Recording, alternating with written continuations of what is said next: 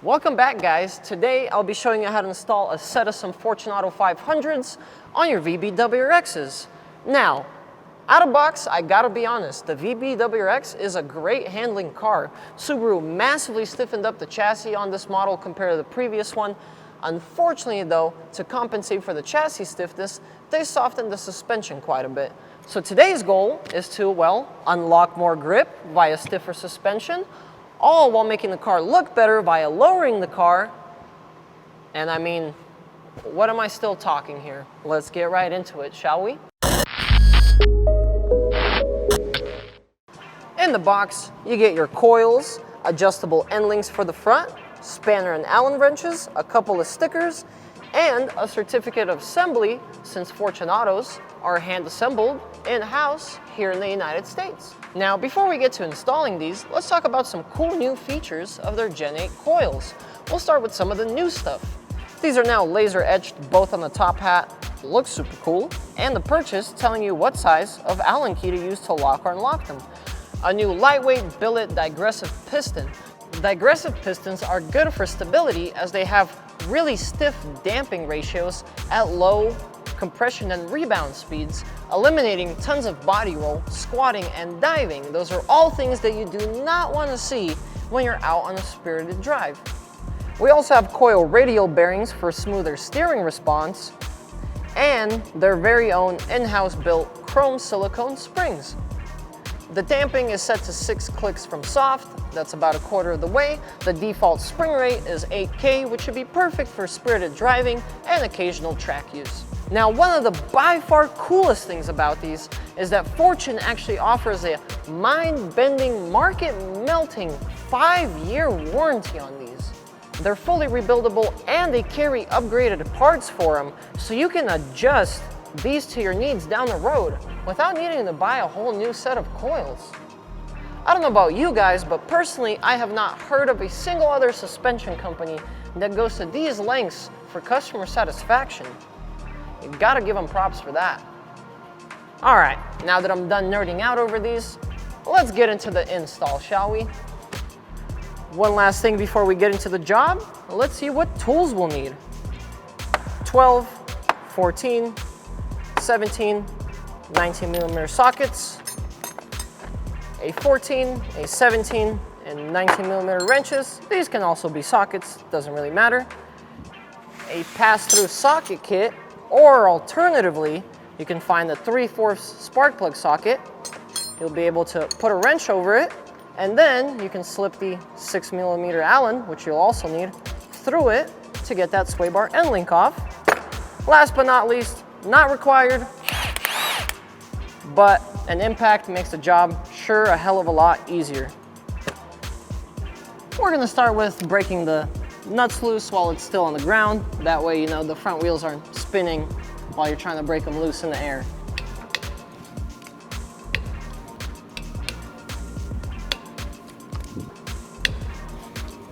With the lug nuts broken loose, we can now get this thing up in the air.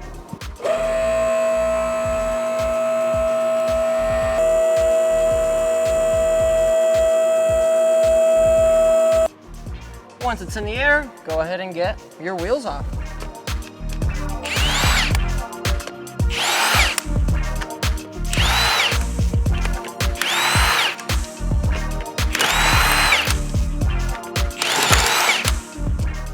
All right, we're at the front now, and as you'll notice, this is not a stock shock. This is actually a prototype FR kit from Faction Fab. FRs are their track-oriented shocks. They sent these to us to get a general opinion from us, and I gotta say, if you're on a budget, these are a great pick. But unfortunately, this being the track version of their coilovers, we don't really see the point or need in running them since we haven't taken this car to the track once.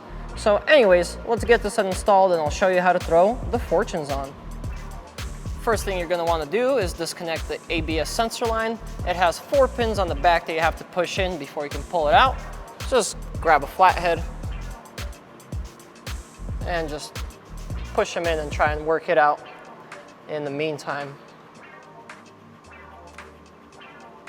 And there we go. Next we have our brake line connected to the shock right here. Grab a 12 mil and get that off.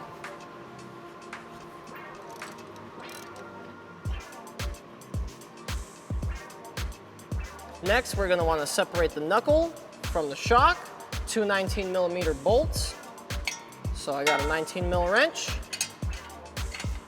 and an impact with a 19 on it.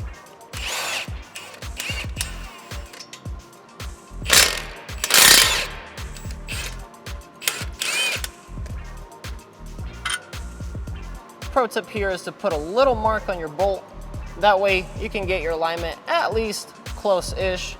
But as always with installing coilovers, I'd still recommend an alignment after this. All right, carefully lower your knuckle down. All right, now we just gotta get the sway bar end link off, and then we'll lower the car and go to the top. All right, this is usually the part where you need a pass-through wrench or the spark plug socket like I was talking about, but we're gonna try our luck with an impact. Ain't that a beaut? Gotta do the same thing to the bottom. I can't get my impact in here, so I'm gonna use the pass-through wrench with a 6mm Allen.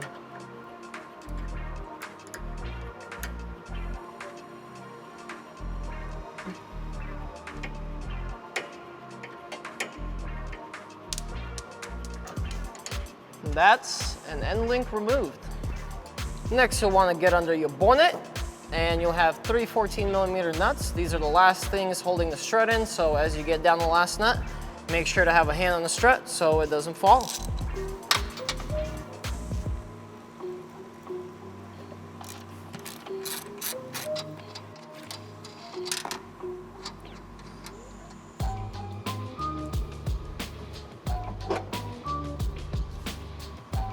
All right, that's how to remove a front shock. When finally actually removing the front shock, be wary of the ABS cable. It's pretty tense with the knuckle dropped and would probably not be too hard to tear it.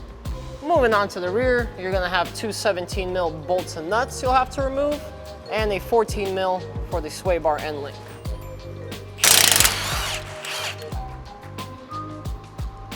Oh! Sweet baby Jesus. Couldn't get my impact in here, so I had to do it the old-fashioned way.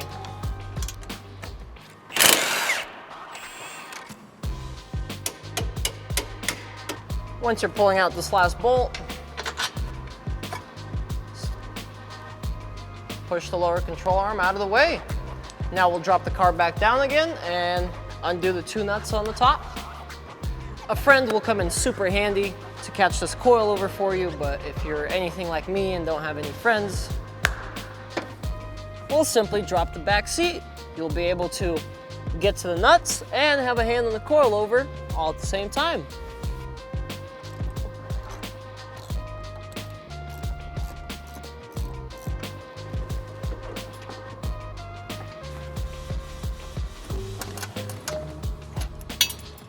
Just like that. Old suspension's out.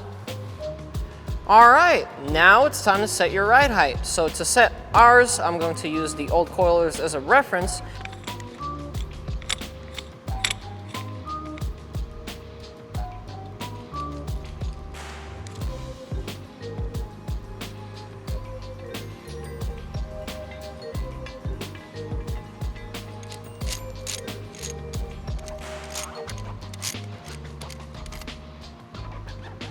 Once you have set what you believe to be your preferred ride height, I'd recommend grabbing a pair of digital calipers, measuring in between the two collars,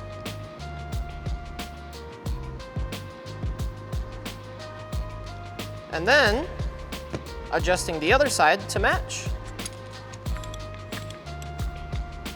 And look at that, both of them just under 48mm, so the two rears are good to go. I'm going to do the same thing on the fronts, and then I'll show you guys how to get these back on the car.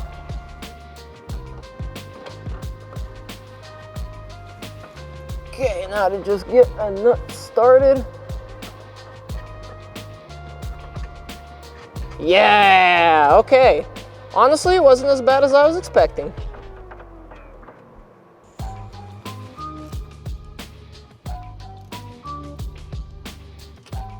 All right, get the other side in. Now we're gonna jack up the car and finish the underneath.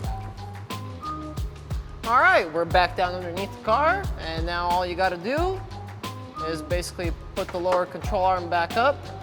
Try your best to line the holes. More than likely, you're gonna wanna end up using another jack or something like a dead man stand if you have it on the lift to align all the holes. I'm gonna attempt doing it without, but if not, I'll go grab the dead man.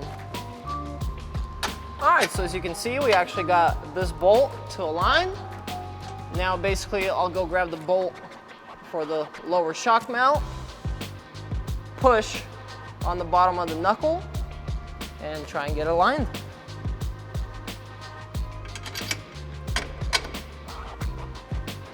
Look at that.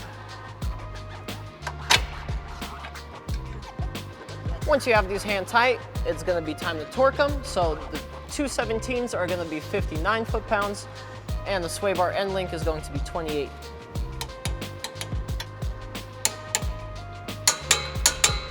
All right, that's the rears all finished up. Time for the front. Same thing, pop your coilover through here, get some nuts started, and watch that ABS cable, because since this is a new car, I'm guessing you'd have to wait somewhere around a couple months for a new cable, which would just suck.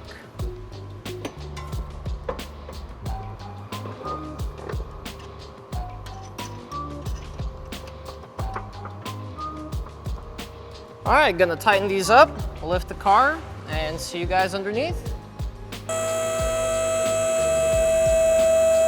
All right, so we're back underneath. Basically what we're gonna be doing now is lifting up the knuckle and trying to slide the bottom bolt in. One thing to keep in mind, I noticed that these coilovers have the mounts reversed. So what I mean by that is usually the top bolt goes in this way, but if you see, I'm trying, it won't go. But this way, slides right in. So basically what you want to pay attention to is that your ABS and brake line brackets are on the right way before you bolt it up to the top. Oh, she's a bit heavy. Come on.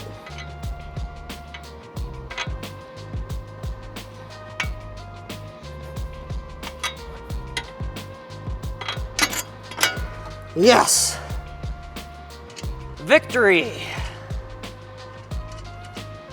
All right, now for the top bolt, I put my mark on the top bolt at 12 o'clock, so I'm gonna put it back in at 12 o'clock, and that should get our camber pretty close.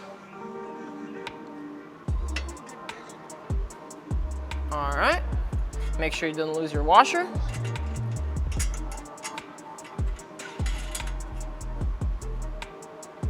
Now it's time to torque these to spec, which would be 114 foot-pounds. So quite a bit.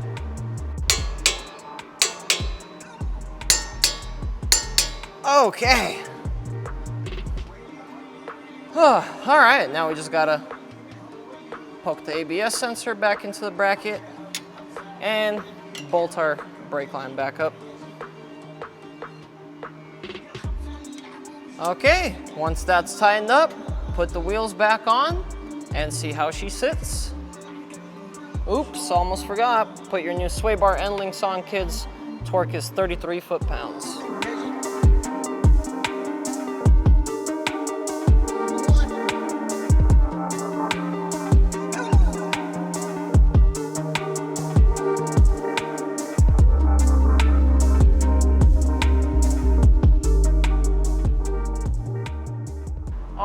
That's going to conclude our Fortunato coilover install on the new 22 WRX. Now, I know some of you are probably hoping to see the car absolutely dumped to the ground, but unfortunately, there's this little known thing called winter here in Utah, so I decided to settle for just about a 2-inch drop compared to stock. And now, I mean, the only thing that's really missing is a nice new set of wheels. So if you guys have any wheel suggestions, make sure to let me know in the comments and I'll try and make one of those come true. I would have also loved to take this car out on the road and give you guys some first impressions of the coilovers, but unfortunately, it's just past 3 a.m. here. And I really need to get going to bed. Now, don't worry, nobody's holding me hostage here. I'm here by my own free will, I guess. time just flies when you're having fun, eh? Anyways, guys, if you enjoyed today's video, make sure to hit that subscribe button. I'll have plenty more 22 WRX content coming. Leave with a like, and as always, love you guys. See you in the next one.